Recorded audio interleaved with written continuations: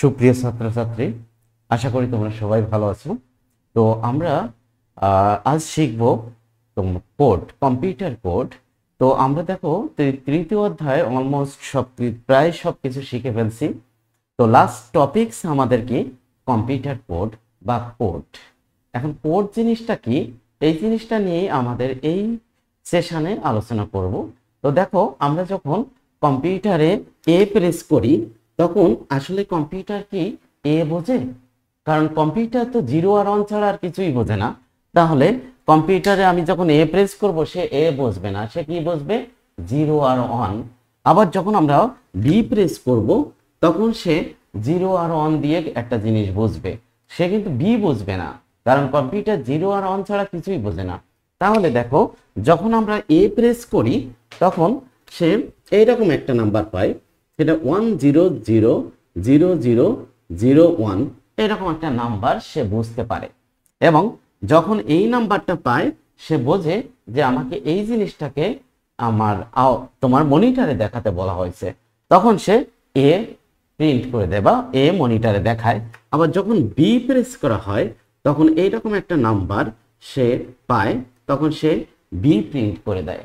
আবার যখন সি, তখন এখানে 1000011 এইরকম একটা নাম্বার সে পায় এবং সেই নাম্বার অনুসারে সে ভাবে যে এই জিনিসটাকে আমার প্রদর্শন করতে হবে, সেই জিনিসটাকে সে প্রদর্শন করে। আবার দেখো, যখন আমরা স্মল এ দিই তখন সেম নাম্বার কি দেবে? কখনোই না। তাহলে সে বুঝবে কি করে যে ক্যাপিটাল এ দেখাতে হবে না স্মল এ দেখাতে হবে? তখন সে আরেকটা নাম্বার পায় 1100001। বি যখন স্মল বি যখন আমরা প্রেস করি তখন 1100010 এইরকম একটা। যখন স্মল সি আমরা প্রেস করি তখন 1100011। দেখো, এইরকম একটা জিরো আর অন দিয়ে একটা কম্বিনেশন গঠন করা হচ্ছে, এবং যেটা সবগুলো কিন্তু ইউনিক হবে, মানে একটার সাথে আরেকটার কোনো মিল নাই। এখন যদি একটা সেম রকম নাম্বার সে ক্রিয়েট করে তাহলে কিন্তু ডিফারেন্সিয়েট করতে পারবে না। তাহলে প্রতিটা বর্ণের জন্য দেখো সে জিরো আর ওয়ান দিয়ে একটা অদ্বিতীয় সংকেত তৈরি করতেছে। এই অদ্বিতীয় সংকেতকে জিরো আর ওয়ান দিয়ে যে অদ্বিতীয় সংকেত তৈরি করছে এটাকেই আমরা বলি কোড। তো এইখানে দেখো ডেফিনেশনটা কি বলা হয়েছে, মানুষের ভাষায় ব্যবহৃত প্রতিটি বর্ণ, অঙ্ক, সংখ্যা, প্রতীক বা বিশেষ চিহ্নকে ডিজিটাল ডিভাইসে উপস্থাপনের জন্য বাইনারি বিটের অদ্বিতীয় বিন্যাস ব্যবহৃত হয়। এই অদ্বিতীয় বিন্যাসকেই বলা হচ্ছে কি কোড। এটাকেই আমরা আবার কম্পিউটার কোডও বলে থাকি। আলাদাভাবে যদি আমরা একটু ডিফারেন্ট ওয়েতে যদি বলতে চাই তখন আমরা এভাবে বলতে পারি, কম্পিউটার সিস্টেমে ব্যবহৃত প্রতিটি বর্ণ, অঙ্ক, সংখ্যা, বিশেষ চিহ্নকে আলাদাভাবে সিপিইউ কে বোঝানোর জন্য, সিপিইউ মানে কি সেন্ট্রাল প্রসেসিং ইউনিট, এই সিপিইউ কে বোঝানোর জন্য বাইনারি বিটের জিরো আর ওয়ান দিয়ে আমরা একটা অদ্বিতীয় সংকেত তৈরি করব। এই অদ্বিতীয় সংকেতকেই বলা হচ্ছে কি computer code, that means code. এখন দেখো, তাহলে ডেফিনেশনটা আশা করি তুমি বুঝছো। দেখো, এই টপিকসটা আসলে খুবই ইম্পর্টেন্ট। বিকজ ইম্পর্টেন্ট কি কারণে ইম্পর্টেন্ট, এখানে আমার এইখান থেকে এই টপিকস থেকে আমরা অনেক এমসিকিউ পাবো এবং অনুধাবনমূলক কোশ্চেন পাবো এবং জ্ঞানমূলক কোশ্চেন থাকবে। কাজেই তোমার ছোট্ট একটা টপিকস কিন্তু তোমার পড়তে হবে। এখন দেখো, এরপরে কোডের প্রকারভেদ। এই যে কোডটাকে আমরা কয় ভাগে ভাগ করতে পারি? দুই ভাগে। একটাকে আমরা বলছি নিউমেরিক কোড। নিউমেরিক মানে কি সংখ্যা, আর আলফা নিউমেরিক। আলফা শব্দটা এইভাবে ব্যবহৃত হয়েছে অ্যালফাবেট, অ্যালফাবেট থেকে আলফা নিউমেরিকটা, এখানে অ্যালফাবেট সাথে আছে কি সংখ্যা। এখন দেখো, নিউমেরিক কোড আমরা কাকে বলতেছি? নিউমেরিক কোড হচ্ছে কি, তুমি অবশ্যই বুঝতে পারছো যে সংখ্যাগুলোকে কম্পিউটারকে বোঝানোর জন্য, যে আমি 7 প্রেস করেছি না 2 প্রেস করেছি, এইটা বোঝানোর জন্য যে কোডিং সিস্টেম, সেই কোডিং সিস্টেমকে বলবো কি numeric code. That means numeric code এর মাধ্যমে শুধুমাত্র সংখ্যাসূচক চিহ্ন কম্পিউটারকে বোঝানোর জন্য লেখা হয়, ঠিক আছে, বা কম্পিউটারে প্রকাশ করা যায়। এরপরে দেখো এই নিউমেরিক কোডকে আমরা কয় ভাগে ভাগ করতে পারি। নিউমেরিক কোডের ভিতরে আছে বিসিডি কোড, আর অক্টাল কোড, হেক্সাডেসিমাল কোড। এখানে আমরা শুধুমাত্র বিসিডি কোডটাই পড়বো, বিকজ বিসিডি কোডটাই আমাদের সিলেবাসের ভিতরে অন্তর্ভুক্ত আছে, এগুলো আমাদের নাই, কাজেই আমরা শুধুমাত্র বিসিডি কোডটাই পড়বো। এখন দেখো বিসিডি কোডটাকে আমরা কাকে বলতেছি। বিসিডি কোড হচ্ছে কি বাইনারি কোডের ডেসিমেল। এটার বিসিডির এর পূর্ণরূপ হলো কি binary coded decimal. That means decimal সংখ্যায় ব্যবহৃত প্রতিটি অঙ্ককে আমরা কোডে প্রকাশ করব, মানে ডেসিমেল সংখ্যার প্রতিটি অঙ্ককে 4 বিট 4 বিটের বাইনারি 4 বিটের মাধ্যমে প্রকাশ করব। যেমন ধরো জিরোকে, এই জিরোকে আমরা 0 0 0 0 এখানে 1 2 4 8, এরপরে 1কে লেখার জন্য আমরা কি এখানে 1 দেব আর বাকিগুলো 0 দিয়ে দেব। এরপর 2 লেখার জন্য 0 0 1 0, এরপর 3 কে 0 0 1 1, 4 এই 0 1 0 0, 5 লেখার জন্য আমরা কি 0 1 0 1, মানে এই 4 এ 1 দিলাম আর 1 এ 1 দিলাম, এটা আশা করি তোমরা জানো। 6 কে লেখার জন্য 0 1 1 0, 7 কে লেখার জন্য 0 1 1 1, 8 কে লেখার জন্য 1 0 0 0, 9 কত হবে 1 0 0 1। এটা দেখো এখন এখানে আমার 4 বিট দিয়ে লিখছি কাকে, ডেসিমেল সংখ্যার প্রতিটি অঙ্ককে আমরা 4 বিটে প্রকাশ করাকেই বলবো কি বিসিডি কোড। এখন দেখো এইখানে কথাটা বলা হয়েছে বিসিডি কোড একটা 4 বিট বাইনারি ভিত্তিক কোড, এই কথাটা একটু মাথায় রাখবে। এখন ইম্পর্টেন্ট জিনিসটা হচ্ছে এখানে বলা হয়েছে বিসিডি কোড কোনো সংখ্যা পদ্ধতি নয়। আসলে কিন্তু কোনো সংখ্যা পদ্ধতি নয়। কেন নয় এটা আমরা একটু দেখি। যে এখানে মনে করো 27কে, এই 27 একটা দশমিক সংখ্যা, একে আমরা যদি বিসিডি কোডে কনভার্ট করি, তাই না, তাহলে আমি যখন 2 প্রেস করব সে কি করবে, এই 2 কে 4 বিটে লিখে দেবে 0 0 1 0, 7 কে লিখবে কি 0 1 1 1। এটা হচ্ছে কি 27 এর বিসিডি কোড। কেমন, আবার এই 27কে আমরা এই 27কে যদি বাইনারি সংখ্যায় কনভার্ট করি 1 1 0 1 1, এইরকম একটা নাম্বার পাই। দেখো তো এইটা আর এইটা কি সেম? কখনোই না, তাই না। তা তুমি বলতে পারো যে স্যার এখানে 0 আর 1 দিয়ে তো সংখ্যাটা লিখছি, তাহলে এটা তো একটা সংখ্যা পদ্ধতি হবে, কিন্তু আদৌ তা না। এটা আছে কি একটা এনকোডিং, দশমিক সংখ্যার প্রতিটি অঙ্ককে এনকোড করার সিস্টেম, মানে কি কম্পিউটারকে বোঝানোর একটা সিস্টেম কোডিং করা হয়েছে 0 আর 1 দিয়ে। আর এটা হচ্ছে কি এই দশমিক সংখ্যাকে বাইনারিতে প্রকাশ করছি, মানে কি এটা একটা সংখ্যা পদ্ধতিতে রূপান্তর করছি। তাহলে এইটা হচ্ছে সংখ্যা পদ্ধতি, কিন্তু এটা সংখ্যা পদ্ধতি না, এটা হচ্ছে কি একটা এনকোড করার পদ্ধতি। তাহলে এইভাবে আমরা এক্সপ্লেন করতে পারি। এটি সাধারণত ডেসিমেল সংখ্যার প্রতিটি অঙ্ককে বাইনারিতে এনকোড করা হয়। এনকোড আমরা এরকম ভাবে বলতে পারি, মানে মানুষের ব্যবহৃত যে শব্দগুলো আছে এইগুলোকে কম্পিউটারে বোধগম্য করে দেওয়া, এটাকে আমরা বলবো এনকোড। আর যে করে দেয় তাকে এনকোডার বলবো। আমাদের এনকোডার আছে পরবর্তীতে, সেটা আমরা তখন আলোচনা করব। এখন এই বিসি, সুতরাং আমরা বলতে পারি বিসিডি এবং বাইনারি সংখ্যা পদ্ধতি এক নয়। ঠিক আছে, এটা মাথায় রাখবে। তারপর আমরা কোথায় ব্যবহার করি, ক্যালকুলেটর, ডিজিটাল ঘড়ি, ভোল্টমিটার প্রভৃতিতে বিসিডি কোড ব্যবহার করা হয়। এরপরে দেখো আমরা একটা ছোট্ট এক্সাম্পল দেখি, যে বলতে পারি 592 এটা দশমিক সংখ্যাকে বিসিডি কোডে কনভার্ট করো। তাহলে 2 কে সে কয় বিটে লিখবে, 4 বিটে। 9 কে কয় বিটে লিখবে, 4 বিটে। তাহলে 1 0 0 1, তারপর 5 কে 4 বিটে লিখবে 0 1 0 1। এখন তুমি বলতে পারো যে স্যার এই জিরোটাকে তো আমরা ডিসকার্ড করে দিতে পারি, কিন্তু না, এটা তো একটা কোডিং সিস্টেম, এটাকে তুমি ডিসকার্ড করতে পারবে না। তুমি কি করবা, এখানে 4 বিট লিখে দিছো, এই 4 বিট এই 4 বিট এটার বিসিডি কোডে কনভার্ট হয়ে গেছে। এখন দেখো একটা জিনিস খেয়াল করো, আমরা বারবার বলতেছি এই বিসিডি কোড মানে কি দশমিক সংখ্যার প্রতিটি অঙ্ককে আমরা 4 বিটে কনভার্ট করব। এখন তোমাকে যদি একটা টেকনিক্যাল একটা কোশ্চেন দেয়া যায় 27 এটা কি 8 মিন্স কি, এটা কোন সংখ্যা পদ্ধতিতে আছে, অক্টাল সংখ্যা পদ্ধতিতে। এই সংখ্যাটাকে বিসিডি কোডে রূপান্তর করো। এখন তুমি চট করে 2 কে 4 বিটে লিখে দেবা আর 7 কে 4 বিটে লিখবা, কিন্তু ভুল হয়ে যাবে। তাহলে দেখো আমরা কি করব, এই অক্টাল সংখ্যাকে আগে দশমিকে কনভার্ট করে নেব, তারপরে এই দশমিক মানের প্রতিটি অঙ্ককে 4 বিট 4 বিট করে লিখবো। তাহলে দেখো এই যে 27 এটা অক্টাল ফর্মে আছে, এটা আমরা কিসে করব, দশমিকে কনভার্ট করব। আমরা জানি অক্টাল থেকে যদি দশমিকে যেতে চাই তাহলে কি করতে হয়, অক্টালের প্রতিটি অঙ্ককে 8 দিয়ে গুণ করে যোগ করে দিতে হয়। তাহলে এখানে 2 গুণ 8 প্লাস 7 গুণ 8 পাওয়ার দিব, পাওয়ার এখানে 8 এর পাওয়ার কত হবে 0, এর পাওয়ার 1, তারপর যদি থাকতো 2 দিতাম। এখন তাহলে 8 টু দি পাওয়ার 0 মিন্স কত 1, 1 গুণ 7 ইকুয়াল টু কত হবে 7। এখানে 8 টু দি পাওয়ার 1 মিন্স কত 8, 8 গুণ 2 ইকুয়াল টু কত হবে 16, 16 আর 7 যোগ করলে কত হবে 23।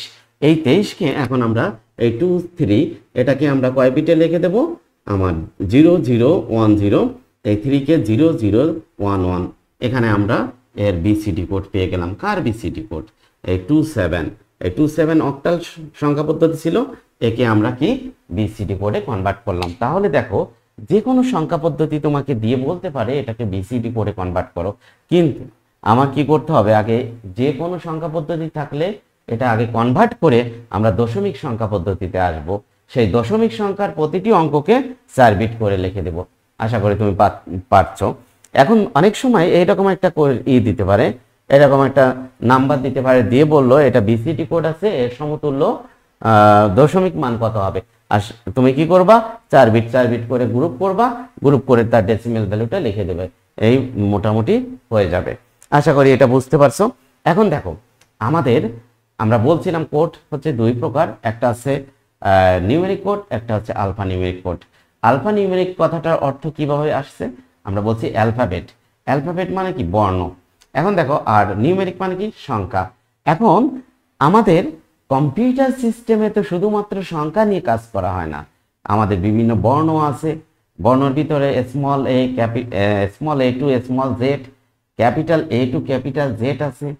এরপরে আমাদের তোমার কি আছে, গাণিতিক চিহ্ন আছে, বিশেষ চিহ্ন আছে। এগুলোকে কম্পিউটারকে বোঝাতে হবে না, এগুলোকে কম্পিউটারকে বোঝানোর জন্য কি করতে হবে, 0 আর 1 দিয়ে কি একটা অদ্বিতীয় সংকেত তৈরি করতে হবে, তাই না? তাই ছাড়া তো কম্পিউটার বুঝবে না। তার মানে কি এদের জন্য আমার কোড করতে হবে, এদের জন্য কোড করাকেই বলবো কি আমরা আলফা নিউমেরিক কোড।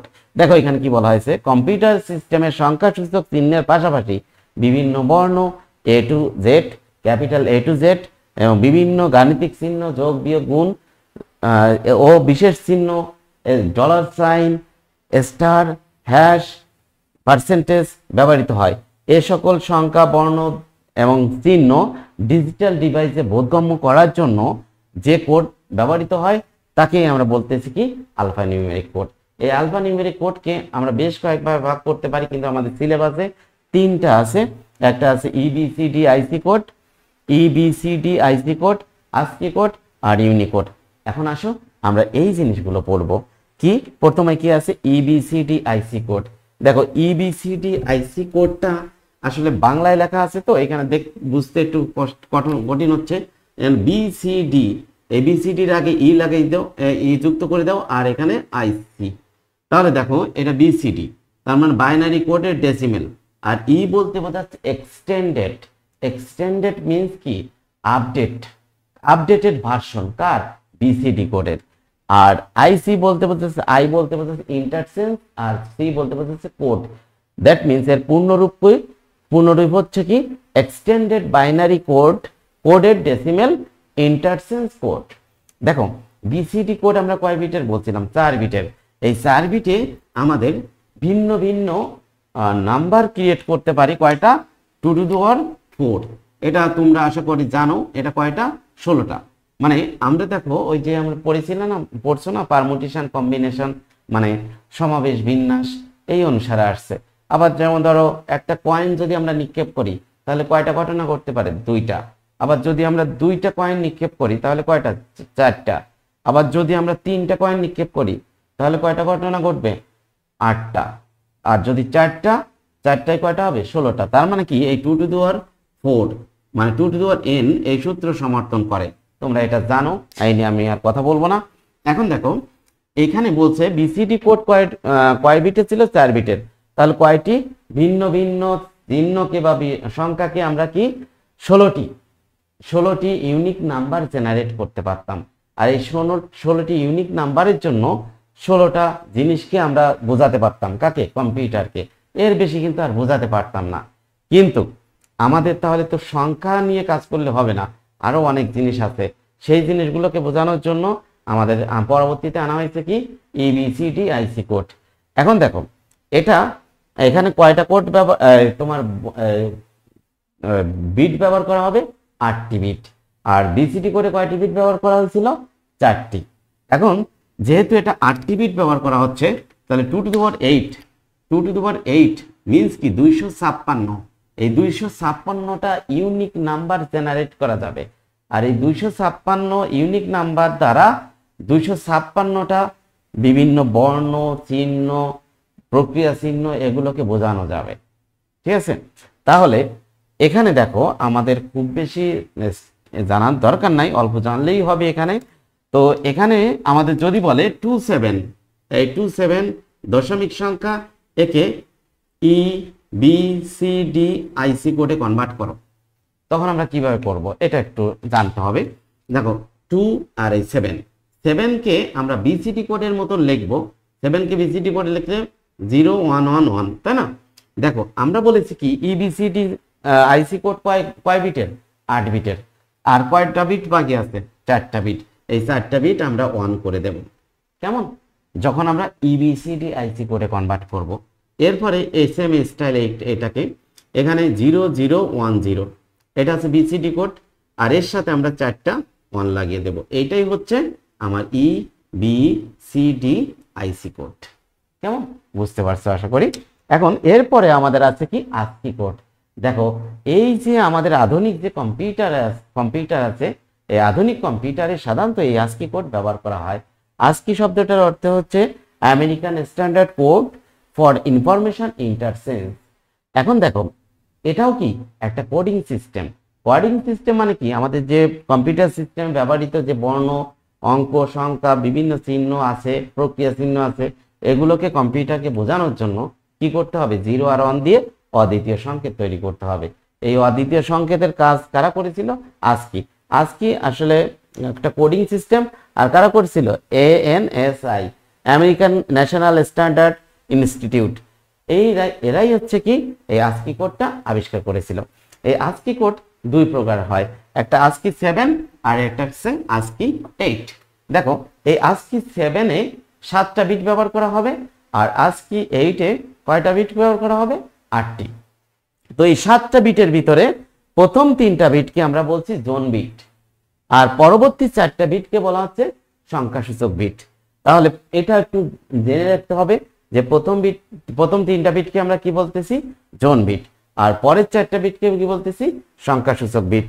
এরপরে দেখো ASCII 8-এ, এই ASCII 7-এর আগে মানে 7 কয়টা বিট ব্যবহার করতে হতো? 7টি। এর শুরুতেই একটা বিট যুক্ত করে দেওয়া হয়, সেটাকে বলা হয় প্যারিটি বিট। কি বলা হচ্ছে? Parity bit. এই প্যারিটি বিট কি? প্যারিটি বিট হচ্ছে কি? মনে করো আমাদের যখন আমি কম্পিউটারে কিবোর্ডে যখন প্রেস করি, এই এটা কোথায় যায়? সিপিইউতে যায়। সিপিইউতে যাওয়ার সময় কোনো কারণে যদি বিটগুলো এলোমেলো হয়ে যায়, তখন আমি প্রেস করলাম দেখা গেল তোমার মনিটরে দেখাচ্ছে বি, তখন তোমার মাথাটা মেজাজটা গরম হয়ে যাবে যে আমি প্রেস করলাম হলো কি বি, তার মানে কোনো একটা ঝামেলা ঘটে গেছে। এই ঝামেলার থেকে প্রোটেকশন, মানে ওই ডেটাগুলো প্রোটেকশন দিয়ে নিয়ে যায় যে বিট, তাকে আমরা বলবো প্যারিটি বিট। তো এই প্যারিটি বিট আমাদের সিলেবাসে ইনক্লুডেড না, তারপরে একটু জেনে রেখো যে প্যারিটি বিট কাকে বলে। যে প্যারিটি বিট আমাদের কি করে? আমার এই ASCII 7-এর শুরুতে আমরা যে এক্সট্রা বিট অ্যাড করে দিই তাকে আমরা বলবো প্যারিটি বিট। কেমন? তো এটা একটু জানবে। এইখানে দেখো একটা টেবিল এখানে দেখানো হয়েছে। যেমন আমি বলছিলাম মানে কত? 65। দেখো তো কোথায় আছে? মানে কত? 65। এই 65-কে বাইনারিতে লিখবা কয় বিটের? 7 বিটে লিখে দিলেও হচ্ছে। এরপরে @ দেখো @ এর সংখ্যা কত? 64। এই 64-কে তুমি বাইনারিতে লিখে দেবে, তুমি পেয়ে যাবে। তো এইখানে এই একটা আজকে টেবিল দেখানো হয়েছে, এটা কিন্তু আমাদের টেক্সট বুকে আছে, তুমি চাইলে ওখান থেকেও দেখতে পারো। তো এটা আজকে কোডের একটা টেবিল। তো আসো এর পরবর্তীতে আমাদের যেটা ছিল ইউনিকোড। ইউনিকোড বলতে ইউনিভার্সাল কোড। দেখো আমাদের যে কোডিং সিস্টেমগুলো এর আগে দেখছি সেখানে ASCII 8-এ 2 মানে কি 256টা ইউনিক নাম্বার ক্রিয়েট করা যেত। 256টা ইউনিক নাম্বার ক্রিয়েট করার অর্থ কি 256টা অসংখ্যা অঙ্ক বা বিশেষ চিহ্নকে আমরা কি কম্পিউটারকে বোঝাতে পারতাম। তো আমাদের শুধুমাত্র ইংরেজি শব্দ ছাড়া বা ইংরেজি ছাড়া আর কিছুই কম্পিউটার বুঝতো না, ইংরেজি বর্ণমালাগুলোই বুঝতে পারতো। আমাদের যে বাংলা অ আ ক খ আছে এইগুলো কিন্তু বুঝতে পারতো না। মনে করো চায়না ভাষা, তারপরে হিন্দি ভাষা, এগুলো আরবীয় ভাষা, কোনো ভাষা সে করতে পারতো না। শুধুমাত্র কি কাজ করা যেত, ইংলিশে কাজ করা যেত। এখন তো এটা একটু ঝামেলাপূর্ণ, কারণ কম্পিউটারকে সর্বস্তরে ব্যবহার করার জন্য নিজস্ব ভাষা ব্যবহার করাটা খুব জরুরি হয়ে পড়ে। তখন একদল টিম বা মানে বিশ্বের সমগ্র বড় বড় কোম্পানিগুলো এগিয়ে আসে যে একটা কোডিং সিস্টেম করার জন্য। যেমন ওয়াকে যদি আমরা কোড করতে পারি তাহলে কিন্তু কম্পিউটার বুঝবে যে এটা ওয়া, একটা নাম্বার ক্রিয়েট করলে সেটা বুঝবে যে এটা আমাদের ওয়া বা ক বা খ, এগুলো বুঝতে পারবে। এখন তো এইরকম ইউনিকোড বলতে বোঝাচ্ছে ইউনিভার্সাল কোড, মানে বিশ্বের সমগ্র ভাষাকে কোডভুক্ত করার সিস্টেমটাকে আমরা বলছি কি ইউনিকোড। তার মানে এই বিশ্বের যতগুলো ভাষা আছে সমস্ত ভাষাকে কম্পিউটারে অন্তর্ভুক্ত করা এই ইউনিকোডের লক্ষ্য ছিল। তো এইখানে আমাদের ইউনিকোড কত 16টি বিট ব্যবহার করা হয়। কতটা? 16টা। 2 টু দি পাওয়ার 16 মিনস হচ্ছে 65,536 সংখ্যক ইউনিক নাম্বার জেনারেট করা যাবে। তার মানে চিন্তা করো যে কতগুলো 65,536টি বর্ণ, বিশেষ চিহ্ন, যা কিছু আছে সবার জন্য কোড করা যাবে। মানে এই বিশ্বের যত ল্যাঙ্গুয়েজ আছে সমস্ত ল্যাঙ্গুয়েজেও এত বর্ণমালা নেই। বাংলায় যেমন বেশি আছে 50টি, এখন অন্য অন্য ল্যাঙ্গুয়েজে কিন্তু এত বর্ণ নেই। তো যাই হোক, তো আমাদের এইখানে ইউনিকোড বলতে বোঝাচ্ছে ইউনিভার্সাল কোড। এখন এই ইউনিকোডে আমরা কতগুলো বিট ব্যবহার করি? 16টা বিট ব্যবহার করা হয়। দেখো এই ইউনিকোডের ভিতরে আরো কিছু কথা আছে, যেমন ধরো UTF-8 এইরকম একটা ক্যারেক্টার সেট আছে। UTF-8 Unicode transformation format 8 means হচ্ছে আমরা যে ওয়েবসাইটে যে বাংলা লেখা আমরা এখন প্রদর্শন করি, এই বাংলা লেখা প্রদর্শন করার জন্য আমাদের UTF-8 এই ফরম্যাটটা ক্যারেক্টার সেটটা ব্যবহার করা হয়। ঠিক আছে, এটা খুবই গুরুত্বপূর্ণ, এটা MCQ এর জন্য আসতে পারে, মাথায় রাখবে। ওকে, আমরা তাহলে ইউনিকোড পড়ে পেলাম। এখন দেখো আমরা এই অধ্যায়ের মোটামুটি আমরা এই অধ্যায়ের যে সংখ্যা পদ্ধতির যে চ্যাপ্টারটা এটা মোটামুটি আমরা পড়ে ফেললাম। এখন দেখি আমরা কিছু কথা বলি, যেগুলো কথা না বললে নয়, একটু জানা দরকার আছে। যেমন ধরো এখানে 9 + 7 = 20 কিভাবে হয়, এটা কি সম্ভব তা দেখাও, এরকম একটা কোশ্চেন তোমাকে হতে পারে। এখন দেখো 9 আর 7 যোগ করলে কত হয়? 16। তাহলে 9 আর 7 যোগ করলে হচ্ছে কত? 16। এটা দশমিকে করতেছি, হ্যাঁ, 9 দশমিক 7 ও দশমিক যোগ করলে কত হয়? 16। এই 16কে যদি আমরা অক্টালে প্রকাশ করি, 16কে অক্টালে প্রকাশ করলে আমার কি হয়?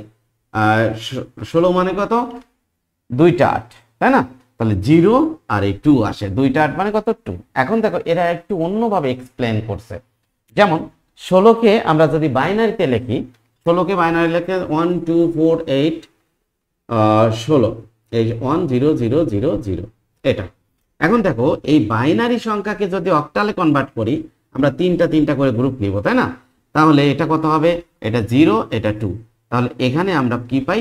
2। তার মানে এই 16কে এখানে কত হবে? 16। এই 16কে কোন ফরম্যাটে লিখছে? অক্টালে লিখলেই তবে এটা সম্ভব, তাই না? তার মানে এইটা দশমিক, এটা দশমিক, এই দুইটা দশমিক সংখ্যা যোগ করে যে 16 হয়, 16কে অক্টালে প্রকাশ করেছে, অক্টালে প্রকাশ করলে কত পাই আমরা 20 পাই। এভাবেই সম্ভব হয়, আদারওয়াইজ সম্ভব না। এরপরে আমাদের সেম স্টাইল বলতে পারে 8 + 8 = 10 হয়। তুমি বলো 8 আর 8 যোগ করলে কত হয় 16। 16 কখন 10 হবে যখন হেক্সাডেসিমেলে, হেক্সাডেসিমেলে আমরা 16কে কি করে লিখি 10 দিয়ে। কেমন? এরপরে দেখো আমাদের একটা কথা অনেক সময় আসতে পারে, এফ এফ এফ এর পরের সংখ্যাটা কি? হ্যাঁ, তো এফ এফ এফ এটা কি হেক্সাডেসিমেল সংখ্যা, তাই না? এই এফ এর সাথে যদি পরের সংখ্যা মানে কি এর পরের সাথে এক, এর সাথে একটা এক যোগ করে দিলে পরের সংখ্যাটা হয়ে যায়। এফ মানে কত 15 আর 1 যোগ করলে কত হয় 16। 16কে আমরা 16 থেকে কত বেশি 0 বেশি, আমরা হাতে 1, আবার কত হবে 16, এটা 0 হবে, এটা 0 0 এইটুকু আমরা কিন্তু দেখাই দিলে বলতে পারি এটা এর পরের সংখ্যাটা এত। এরপরে দেখো 4 8 সি এর একটা অনুক্রম আছে, বলছে কি এর পরের কি হবে। দেখো তুমি এখানে ডিফারেন্স কত 4 4 4 4 যোগ করলে কত হয় 8 8 আর 4 12, 12কে আমরা হেক্সাডেসিমেলে কি লিখি সি। তারপরে কত এরপরে 12 এর সাথে 4 যোগ করলে কত হবে 16, 16কে আমরা কত দিই 10। তার মানে এই অনুক্রমটার সির পরে আসবে কত 10। কেমন? এরপরে দেখো একটা গুরুত্বপূর্ণ জিনিস যেটা আছে সেটা হচ্ছে কি বলছে x = 1 2 3, এই 1 2 3 n একটা সংখ্যা আছে, এর ডেসিমেল ভ্যালু কত বলে দিয়েছে, কিন্তু এর ডেসিমেল দশমিক মান কত 83। কেমন? এটাকে 83 হলে n এর মান কত? দেখো আমরা জানি কোনো একটা সংখ্যাকে যদি দশমিকে প্রকাশ করি, তাই না, তার কি করি বেস দিয়ে গুণ করি না, গুণ করে কি পাওয়ার দিয়ে দিই। তার মানে কি এটা 1 গুণ n প্লাস 2 গুণ n প্লাস 3 গুণ n, এটা 0 এটা 1 এটা 2, তাই না? এখন তার মানে কি এটা n² plus 2n plus 3 to the power 0 means কত 1 এই 3। এখন এইটা ইকুয়াল টু কি হবে 83 নাকি বলো তো? আমাদের বলছে এটা আছে দশমিক মান পেয়ে গেছি না, এই দশমিক মানের সমান কত হবে 83। এখন দেখো আমরা এখানে n² plus 2n equal to 83 minus 3 equal to কি হবে 80। এখন এখান থেকে n common now, n plus 2 equal to 80। এখন ওকে সরি, এখানে n² plus 2n minus 80 equal to 0, তাই না? এখানে n² plus 10n minus 8n minus 80 equal to কি আসবে 0। n plus 10 minus 8n minus n plus 10 equal to 0। তার মানে n plus 10 n minus 8 equal to কি আসছে 0। তাহলে হয় কি হয় n প্লাস 10 ইকুয়াল টু 0 অথবা n minus 8 equal to 0। n equal to minus 10 এরকম কি কখনো সম্ভব? সম্ভব না, কারণ এ বেস কখনো নেগেটিভ হতে পারে না। তাহলে n ইকুয়াল টু কি 8। তার মানে কি এই 1 2 এখানে কত আছে 8, এই 1 2 3 এর অক্টাল মান কত, অক্টালের দশমিক মান কত 83। তাহলে আশা করি তুমি এটা বুঝছো। দেখো এই জিনিসগুলোই আমাদের মোটামুটি এখানে ছিল। তো তুমি এইরকম আরো কিছু জিনিস আছে অন্য অন্য বইতে আছে, তোমরা এটা দেখতে পারো, এগুলো কাজে দেবে। এখন আমার শেষ কথা হচ্ছে দেখো এটাই আমাদের তৃতীয় অধ্যায়ের প্রথম অংশে এইটুকুই আমাদের ছিল। দেখো একটু ধৈর্য ধরে তোমরা পড়ো, অবশ্যই তোমরা ভালো করতে পারবে। কেমন? আর আমার চ্যানেলটা যদি তোমার বা আমার লেকচারটা যদি তোমাদের ভালো লাগে অবশ্যই একটা লাইক দিয়ে দেবে, আর বন্ধু বান্ধবদের মাঝে শেয়ার করবে যাতে তারাও এই ক্লাসটা দেখতে পারে, এবং তোমরা অবশ্যই সাবস্ক্রাইব করে রাখবে এবং পাশে বেল আইকনটা প্রেস করে দেবে যাতে আমি ভিডিওগুলো আপলোড করার সঙ্গে সঙ্গে তোমরা ভিডিওটা পেয়ে যাও। ঠিক আছে? ঠিক আছে, তাহলে তোমরা সবাই ভালো থাকো, দেখা হবে পরের সেশনে। ধন্যবাদ সবাইকে।